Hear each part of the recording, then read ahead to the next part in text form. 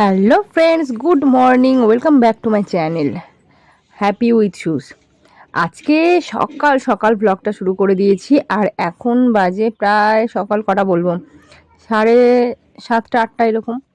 তো তাতেই দেখো কি সুন্দর রোদ ঝলমলে আকাশ। আর আজ হলো মকর সংক্রান্তি। আর তোমাদেরকে মকর সংক্রান্তির অনেক অনেক শুভেচ্ছা জানিয়ে আজকে আমি আমার ছোট্ট ব্লগটা স্টার্ট করছি। সকালবেলা শ্রেয়ান আর সৌরভ স্নান করবে, আর আমি করিনি। আমি বাড়ি থেকে স্নান করে এসেছি, সেই কারণে এখানে স্নান করব না, খালি জল একটু ছিটিয়ে নেব ব্যাস। আর বাড়ি থেকে আমি করে নিয়ে এসেছিলাম লুচি আর কষা কষা চিকেন, সঙ্গে স্যালাড হিসাবে এনেছিলাম শুধুমাত্র পেঁয়াজ। এত সকালে আর সেরকম কোনো ব্যবস্থা করতে পারিনি, তাই এইটাই হচ্ছে আমাদের সকালবেলার জলখাবার। তো এখন দেখতে দেখতে 9:30 বেজে গেছে, সেই কারণে ভাবলাম এই রোদের মধ্যে বসে জলখাবারটা সেরেই নিই। যেহেতু আলু ছাড়া কষা চিকেন, তো এক ফোঁটা জল পড়েনি, তাই চিকেনটা কিন্তু খেতে অসাধারণ হয়েছিল। সৌরভের তো খুব পছন্দ হয়েছে। আর এখান থেকে দেখতে পাচ্ছ দুরকম ব্রিজ আছে। এটা হচ্ছে আমরা এসেছি আজকে দামোদর নদীতে, আসানসোলের কাছে দামোদর নদীতে আজকে আমরা এসেছি। তো এখানে মকর স্নান সবাই করতে আসে, আর এছাড়া আমরা ছট পুজোর সময়ও এখানে এসেছি। তো রোদে আমাদের খাওয়া দাওয়া বেশ ভালোই জমে গেছে, আর 2-4টে সেলফি তুলবো না সেটা কি হতে পারে, তাই ব্যাস। আর চুলগুলো একদম এলোমেলো হয়ে গেছে, যেহেতু ভেজা চুল ছিল, এখনও ভালো করে আঁচড়াতে পারিনি। আর চিরুনি আনতে আমি একদম ভুলে গেছি। এদিকে যেহেতু ব্রিজের নিচে বসে আছি আমরা, তাই ঘন ঘন ট্রেন যাচ্ছে আর দেখতে এত অপূর্ব লাগছে। আর ট্রেন থেকেও কিন্তু এরকম জনমানব ভর্তি লোকজন বেশ ভালোই লাগে দেখতে, তো সেটাকেও আমরা খুব এনজয় করছি। আর এদিকে টিফিন করতে করতে হঠাৎ করে একটা গরু চলে আসে আমাদের কাছে।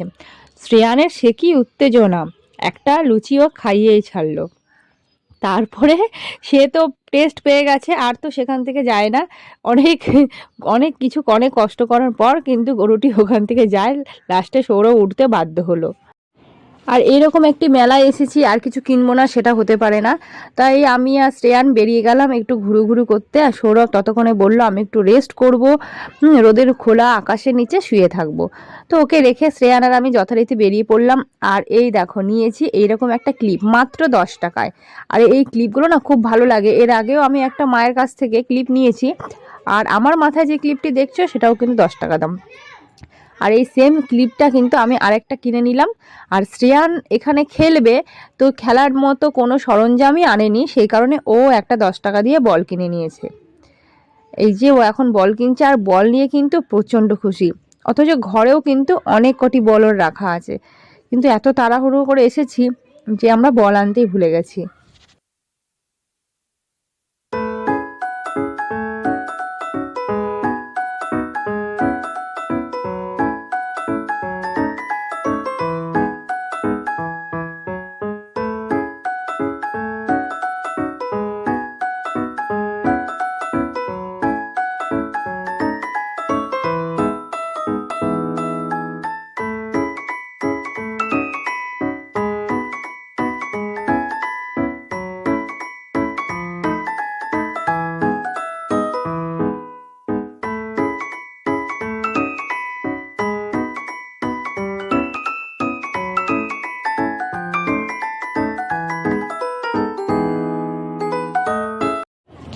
তো শুধু তো একটা ক্লিপ কিনে হবে না, আরও কিছু কিছু কি জিনিস কিনবো ভাবছি।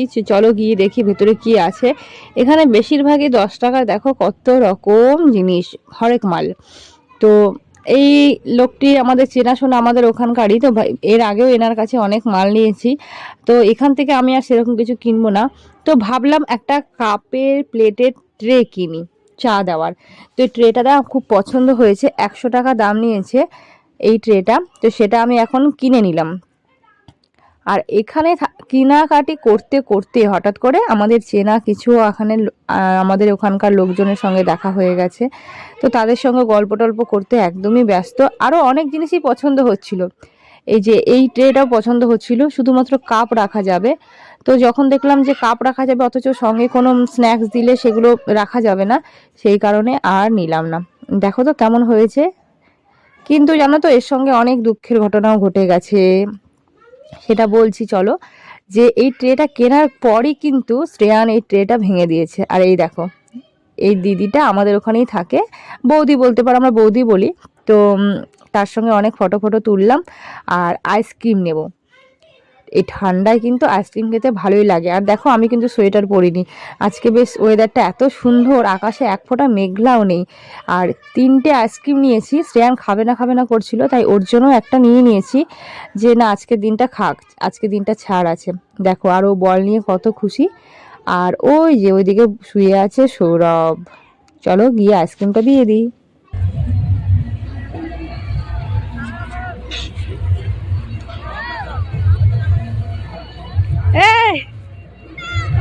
ওঠো। আর যেটা বলছিলাম, শ্রেয়ান তো এখানে দৌড়াদৌড়ি করে ভালোই খেলছিল, আর ওই যে পাশে আমরা ট্রেটা রেখে দিয়েছিলাম।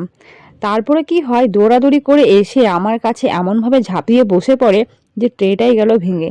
আর আমার একটু মনটাও খারাপ হয়ে গেছিলো। তারপরে ব্লগ আমি করিনি কন্টিনিউ, ট্রেটাকে ছুঁড়ে ফেলে দিয়েছিলাম রাগে। তারপরে বাড়ি চলে আসি, এই আর কি। তো এখনো পর্যন্ত দেখো আমরা আইসক্রিম খাচ্ছি, আরও অনেক কিছু প্রসাদ টসাদ খেয়েছিলাম, আরও অনেক এনজয় করেছিলাম। তো সেগুলোর ভিডিও তার করিনি, তাই সেটা আর দেখাতে পারলাম না। তো বন্ধুরা, আজকের আমার এই ছোট্ট ব্লগটি তোমাদের কেমন লেগেছে সেটা কিন্তু জানাবে। আর ভালো লাগলে লাইক শেয়ার সাবস্ক্রাইব করতে ভুলবে না। এখন দেখো বাবা ছেলের খেলা কিন্তু একদম জমে গেছে, আর আমি তো নীরব দর্শক, শুধু বসে বসে দেখেছি আর 2-4টে টিকটক করেছি।